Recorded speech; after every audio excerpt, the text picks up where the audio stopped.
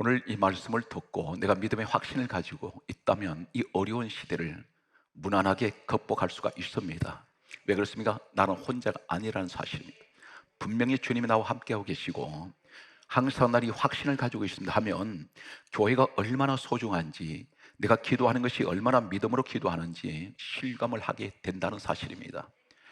허공치는 그런 믿음이 아닙니다. 실제 손에 잡히는 이런 믿음 생활을 하실 수가 있습니다. 그래서 예수님께서 믿는 자에게는 능치 못할 일이 없다 했습니다. 오늘 어떻게 하면 믿으실까요? 이제 논리적으로 여러분께 말씀을 접근하겠습니다. 예수님께서 십자가에서 7가지 말씀을 하셨습니다. 혹 이러한 사실이 있다는 것을 기억하십니까?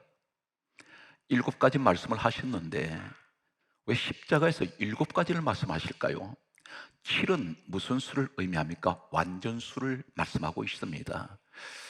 하나님께서는 6일 동안 사람을 6일째 날 지으시고 천지를 창조하신 후에 창세기 2장 1절 말씀을 보게 되면 이렇게 기록하고 있습니다.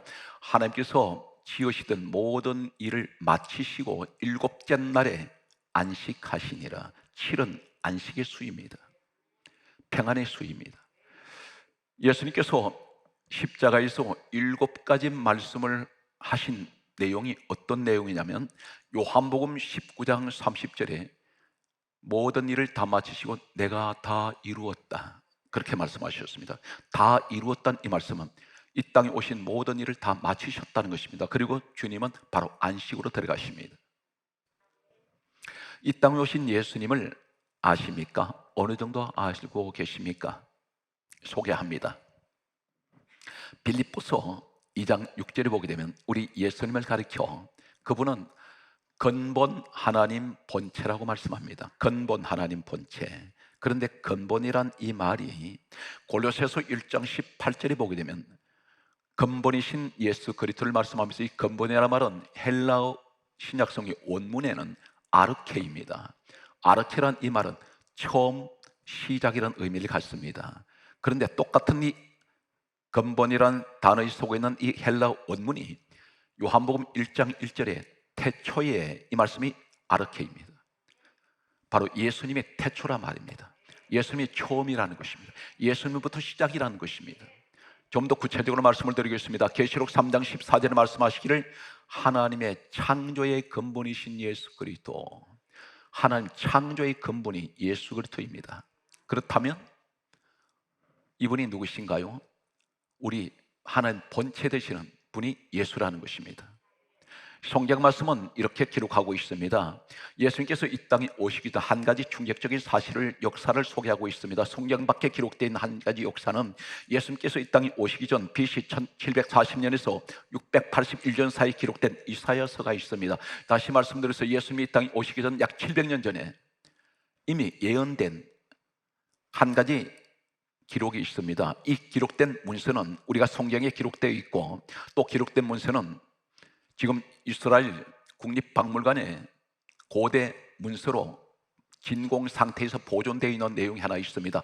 이사야 9장 6절에 우리 예수님 관해서 이렇게 말씀합니다. 약 700년 후에 오실 예수님을 가리켜 성경은 예언합니다. 단 한치도 모르는데 어떻게 700년 전에 이 땅에 예수님이 오실 것을 기록하고 있을까요? 그것은 하나님께서 어제나 오늘이나 내일도 영원히 함께하고 계시기 때문에, 역사의 주관자시요 그분이 창조주시기 때문에 이것을 예언하실 수가 있다는 것입니다. 이 세상 어떤 신도 이렇게 예언한 신은 하나도 없습니다.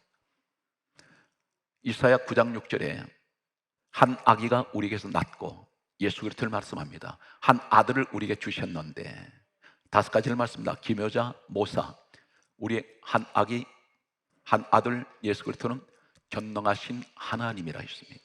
그리고 영존하시는 아버지, 평강의 왕, 이렇게 말씀하고 있습니다. 예수님께서 이 땅에 오신 목적은 2가지입니다. 에덴 동산에서 하나님께서 사람을 지으신 후에 선악과를 먹지 말라고 하셨습니다. 그런데 창세기 3장 1절에 뱀이 에덴 동산에 나타났습니다. 이 뱀을 가리켜 계시록 12장 9절은 햇뱀, 사탄, 마귀, 에덴 동산의 뱀을 햇뱀이라고 말합니다. 사단 마귀라고 말씀합니다. 사단 마귀가 인류 최초의 사람 아담 하와에게 접근을 합니다. 하나님께서 먹지 말라고 했던 선악과를 먹게 만들었습니다. 이때 하나님께서는 이 뱀, 사단 마귀에게 다음 같은 말씀을 하셨습니다. 창세기 3장 15절에 여자의 후손이 너 머리를 상하게 할 것이요 사단 마귀 머리를 깨뜨려 버릴 것이라 하셨습니다. 여자 후손이 바로 예수님이십니다. 그런데 여기에 너는 그의 발꿈치를 상하게 할 것이라, 너로 인하여 예수님이 십자가에 달리실 것을 말씀하고 있습니다. 이때 에덴 동산에서 이미 창세기 3장 15절은 앞으로 이러한 일이 일어날 것을, 예수님이 이 땅에 오실 것을 하나님께서는 미리 말씀하셨습니다. 예수님이 실질적으로 마귀에게 십자가에 달리셨나요? 요한복음 13장 2절에 예수님께서 이 땅에 오셨을 때 가룟 유다라는 제자가 있었습니다. 성경에 이렇게 강조합니다. 마귀가 가룟 유다에게 예수를 팔라는 생각을 넣었다 있습니다.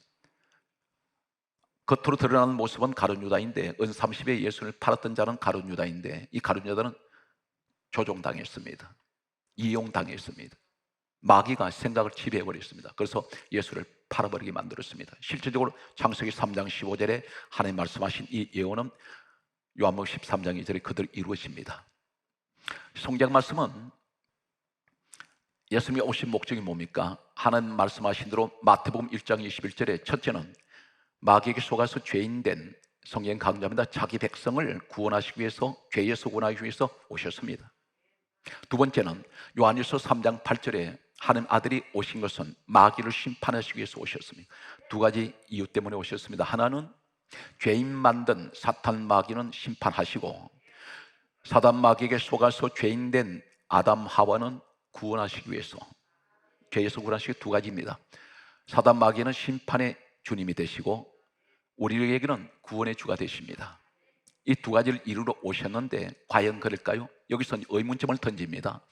왜 예수님이 꼭 오셔서 죽으셔야만 구원을 이루실 수가 있고, 죽으셔야만 마귀를 이길 수가 있고, 왜 예수님 굳이 피를 흘리셔야만이 우리가 죄를 씻을 수가 있습니까? 그리고 예수님은 왜 십자가에 달리셔서 공중에 매달리셔야 합니까?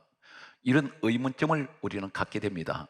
이 사실에 대해서 명쾌하게 성경은 이렇게 말씀하고 있습니다.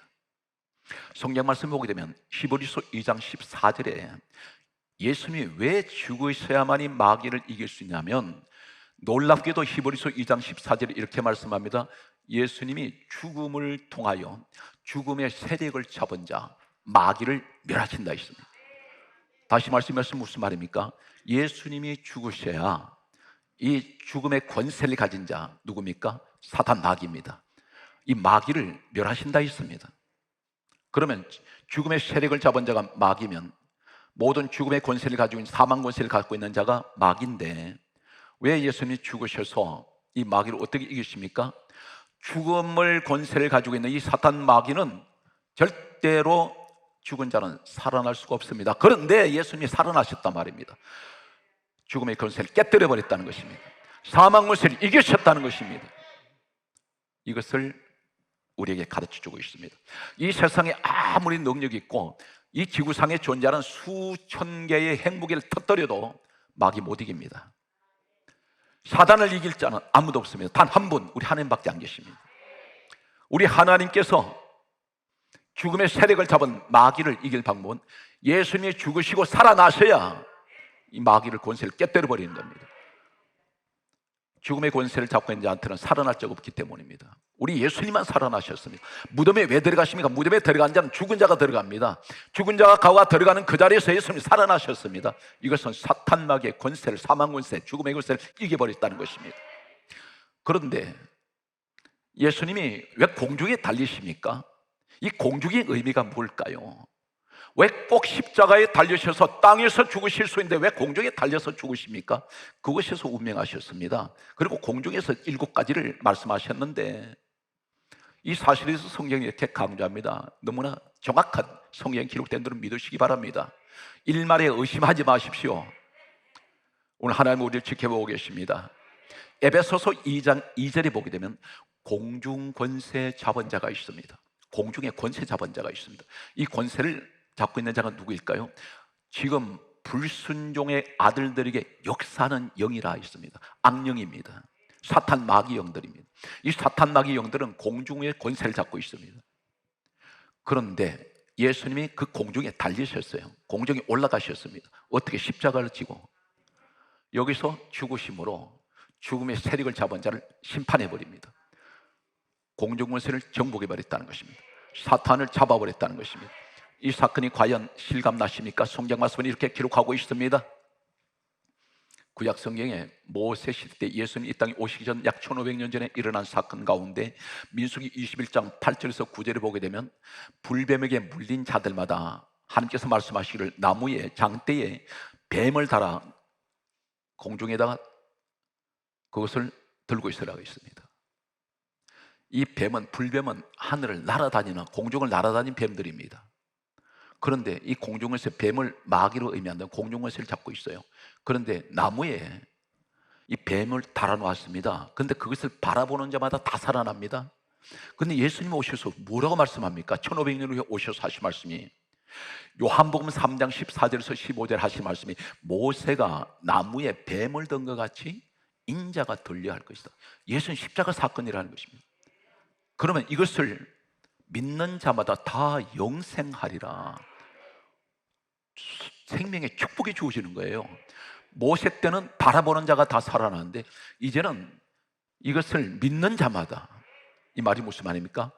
그 십자가에 우리 눈으로는 예수님이 달리신 것 같았는데 그 자리에는 내가 영의 눈이 열려서 보니까 뱀이 달려있네요.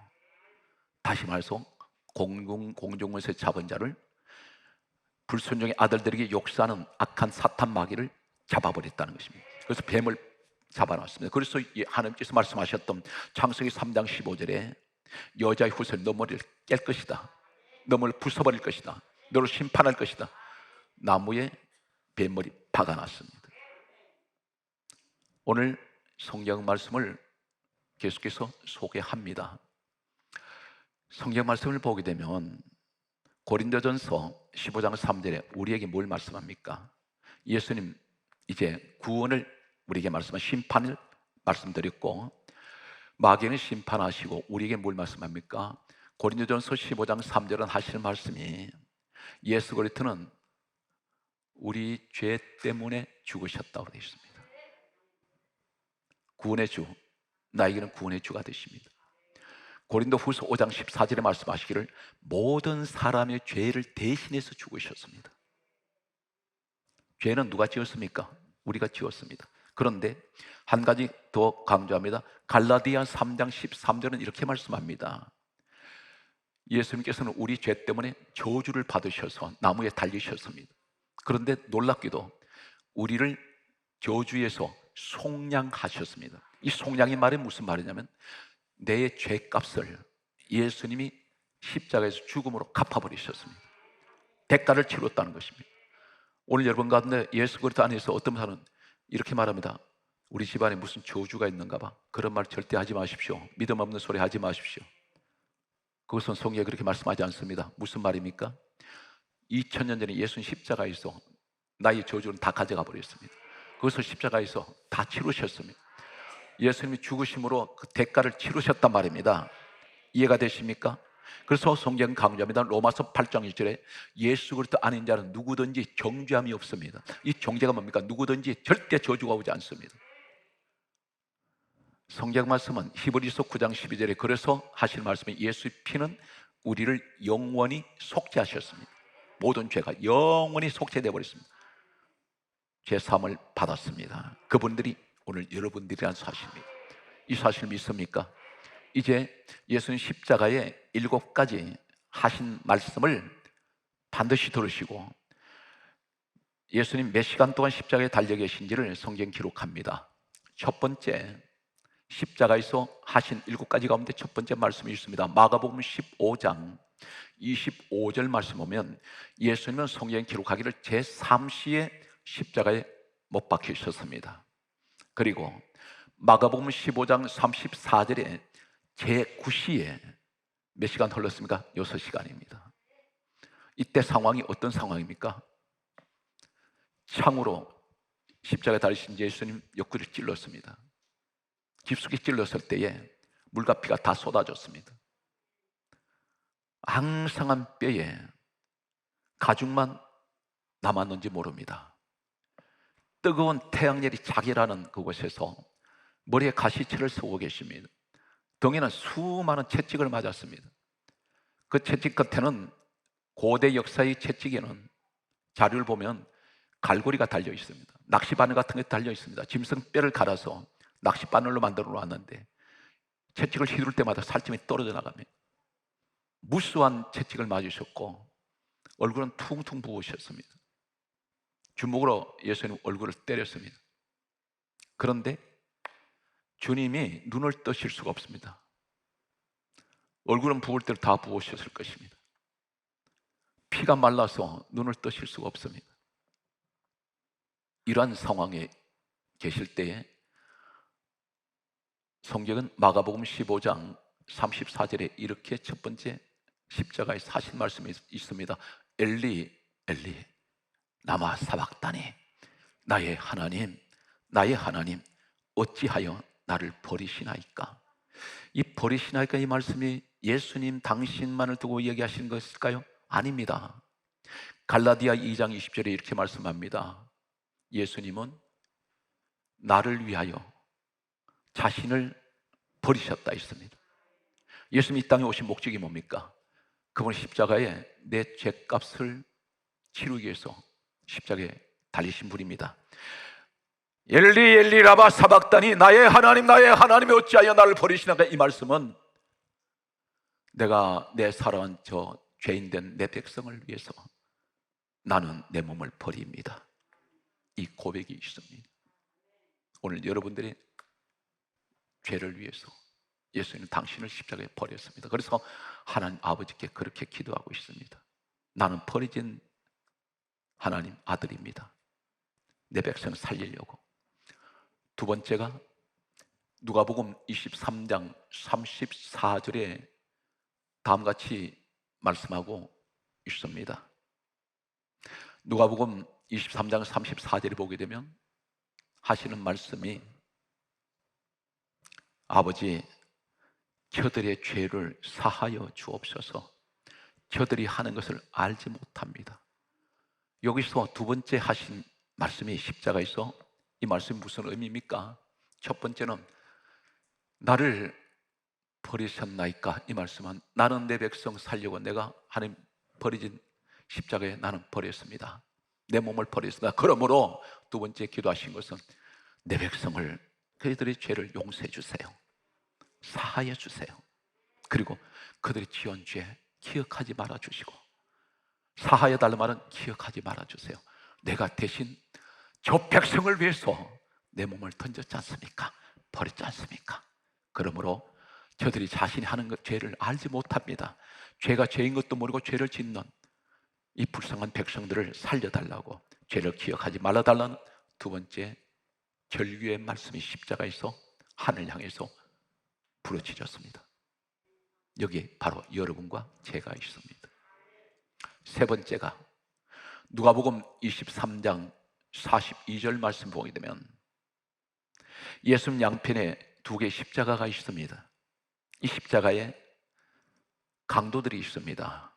이 강도들은 자신의 수단 방법을 가리지 않고 살아온 사람들이었습니다. 바로 우리 모습입니다. 이 강도들은 다 자기 십자가 지고 있습니다. 예수님 말씀하셨습니다. 누구든지 나를 따라오든 자기 십자가를 지고 나를 쫓을 것이니라. 근데 그 십자가 쫓고 가는데 내 모습이 강도였습니다. 인생 살면서 수많은 내 욕심 때문에 수많은 죄를 지었습니다. 나는 강도 같은 짓을 했습니다. 그때 이 한 강도가 이렇게 말합니다. 성경 말씀에 누가복음 23장 42절에 이렇게 기록하고 있습니다. 예수여, 당신의 나라에 임하실 때 나를 기억하소서. 이 말이 무슨 말일까요? 이 강도가 예수여, 이 말은 나의 구원이시여. 예수라 말은 구원입니다. 그런데 이 사람이 놀라운 고백을 합니다. 당신의 나라에 임하실 때, 이 말이 무슨 말입니까? 저 천국이 예수님이 주인이라는 것을 알고 있습니다. 당신은 나의 구주가 되십니다. 당신은 천국의 주인 되신 하나님이십니다. 그러면서 나도 그곳에 있게 해주세요. 기억을 해달라는 것입니다. 그때 예수님 말씀하시기를 오늘 너는 나와 함께 낙원에 있을 것이다. 이 사람은 마지막 숨지는 순간에 예수님 앞에 회개와 그리고 믿음의 고백을 하고 있습니다. 이것은 우리에게 뭘 말씀합니까? 나는 이 땅에 하나님 강도같이 살아왔지만 나도 이 한 사람의 강도같이 내게도 이 고백이 있기 원합니다. 마지막 순간이라도 주님을 내 주라고 고백하고 나의 구세주라고 고백하며 나도 주여 저 천국의 낙원에 가게 해주세요. 이 고백이 있는 사람은 항상 우리 예수님은 은혜로 이 사람들을 용서하시고 구원하신다는 사실입니다. 지금까지 우리가 인생을 잘못 살았다면 이제 또 한 해가 지나가는 이 시점에 나 자신을 철저하게 돌아보면서 나는 돈벌레처럼 돈 벌기만 바빴습니다. 때론 하루 세 끼 밥 먹자고 하루하루 살아가는 이런 인생이 되지 말고 반드시 땅 떠날 때 나에게는 다른 세계가 있는데 하나님 나도 강도처럼 주의 나라에 임하실 때 주여 나를 기억해 주세요. 오늘 그런 고백이 있으시기 바랍니다. 오늘 성경 말씀은 계속해서 누가복음 23장 46절에 다음 같은 말씀을 하고 있습니다. 네 번째 예수님 십자가에서 고백하신 그 고백 가운데 이 고백이 있습니다. 어떤 고백이 있습니까? 하시는 말씀이 아버지여 내 영혼을 아버지 손에 부탁하나이다. 이 고백을 하셨습니다.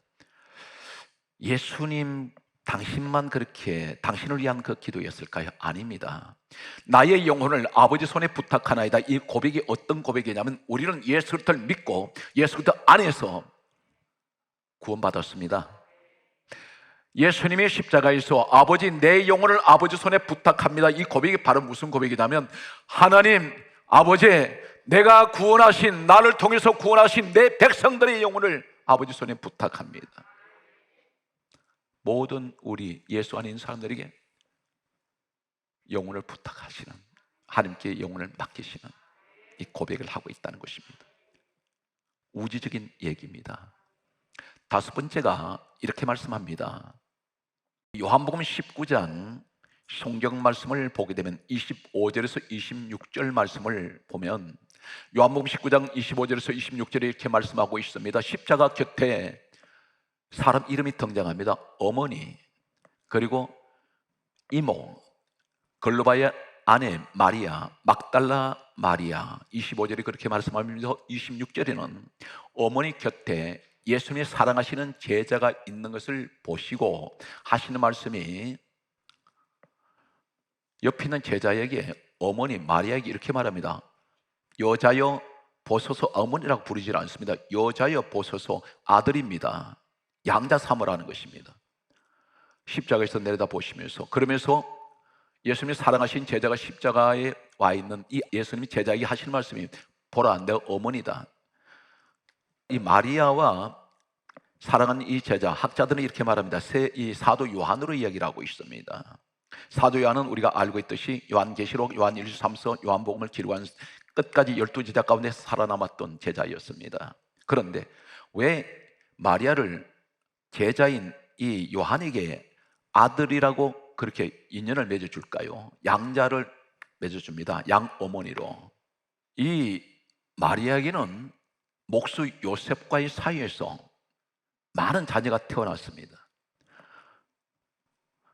마가복음 6장 3절에 보면 요셉과 마리아 사이는 예수님이 성령으로 잉태되시고 태어나시고 난 후에 육체적으로는 예수님 태어나신 후에 마리아와 요셉 사이에서 부부 사이에서 태어난 아들이 4명이 있었습니다. 이 사건이 마가복음 6장 3절에 기록하고 있습니다. 아들 4명, 성경이 정확하게 4명이 나옵니다. 그리고 딸들이라고 있습니다.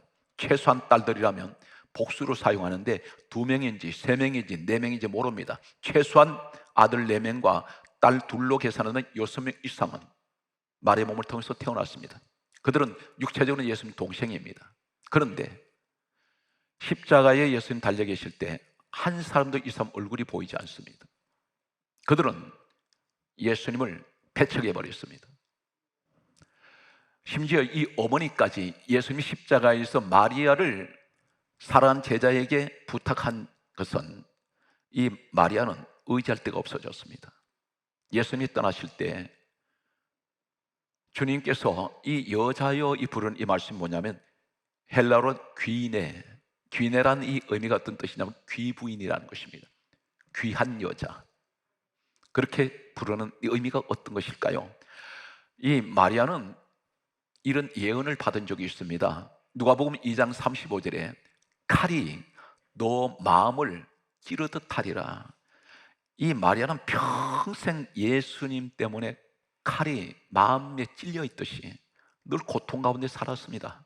사랑하는 성도 여러분, 예수님을 따르다가 내 마음에 칼이 나를 찌르고 있는 이런 아픔을 겪는 분이 안 계십니까? 고난 가운데 계신 분이 안 계십니까?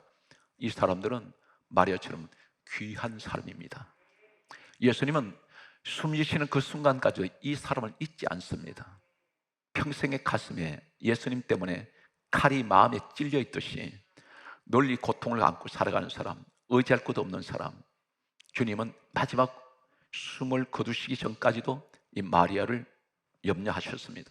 그래서 마리아를 돌봐주라고 했는데 실제로 역사에 보게 되면 이 사도 요한은 밤모섬에 귀양 갔다가 돌아왔을 때에 마리아를 에베소에서 평생 동안 복양한 것으로 그렇게 역사는 기록을 하고 있습니다.